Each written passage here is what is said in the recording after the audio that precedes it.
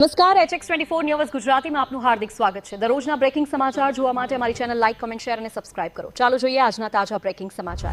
સુરતના એક વેપારી સાથે પશ્ચિમ બંગાળની સરકારી શાળાઓમાં શૂઝ અને બેગ સપ્લાય કરવાનો ઓર્ડર અપાવવાના બહાને 6.9 કરોડ રૂપિયાની છેતરપિંડી થઈ છે। પોલીસે નગર પ્રાથમિક શિક્ષણ સમિતિના પૂર્વ કન્વીનર કિશોર વાઘેલા અને સિમિસ નોચલીની ધરપકડ કરી છે। આરોપીઓએ વેપારીને વોટ્સએપ પર 36 કરોડનો નકલી વર્ક ઓર્ડર મોકલી વિશ્વાસમાં લીધો હતો। આ મામલે વધુ તપાસ ચાલુ છે। HX24 ન્યૂઝ ગુજરાતી સાથે બ્યુરો રિપોર્ટ। પ્રવીણભાઈ ધડુક જે ફરિયાદી છે અને સુરતના નિવાસી છે, તેમને સુરતના જ રહેવાસી કિશોરભાઈ વાઘેલા મારફત પરિચય થયેલો અને કિશોરભાઈ વાઘેલાને નોસિસ સિનિશિયલ કરીને જે છે વ્યક્તિ કે જે વેસ્ટ બેંગાલમાં પણ પોતે કનેક્ટેડ છે, તેની સાથે પરિચય થતાં તેઓએ પ્રવીણભાઈને એવી વિશ્વાસ આપેલ કે વેસ્ટ બેંગાલની જે સ્કૂલો છે, સરકારી સ્કૂલો, તેમાં પણ બાળકોના જે શૂઝ, સ્કૂલ યુનિફોર્મ, બેગ વગેરેની પણ જરૂરિયાત રહેતી હોય છે, તો તમને અમે વર્ક ઓર્ડર અપાવીએ અને તમારે એ પેટે અમને કમિશન આપવાનું રહેશે। જેથી પ્રવીણભાઈ પોતે આ બાબતે સંમત થયેલ અને તેઓએ વેસ્ટ બેંગાલમાંથી સોશિયલ મીડિયા મારફત 36 કરોડનો શૂઝનો એમને ઓર્ડર મોકલાવેલો હતો।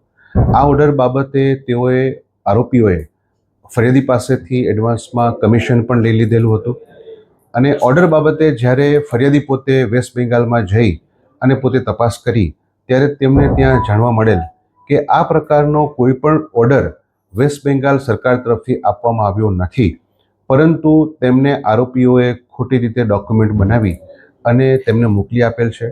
અને આરોપી બાબતે સાથે જ્યારે આ લોકોએ તપાસ કરીને પૂછપરછ કરી તો તેઓ યેન કેન બહાના બતાવી અને તેમને સમય પસાર કરતા રહેતા।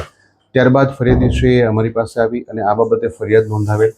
જે ફરિયાદ નોંધ્યા બાદ આરોપી કિશોર વાઘેલા અને નિશિસ નોશિયલને ધરપકડ કરવામાં આવેલી છે અને હાલ આરોપીની પૂછપરછ ચાલુ છે। સર, ફરિયાદી અને આરોપી એકબીજાને કેવી રીતે ઓળખે છે? આરોપી છે એનું બેકગ્રાઉન્ડ શું છે? આરોપી જે છે એ પોતે મહાનગરપાલિકામાં પણ પોતે અગાઉ કામ કરી ચૂકેલા છે અને એ અનુસંધાને પ્રવીણભાઈને તેમનો પરિચય થયેલો હતો।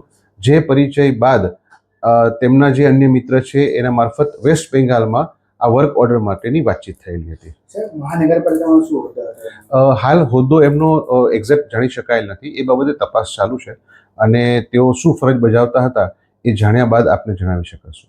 ઓકે।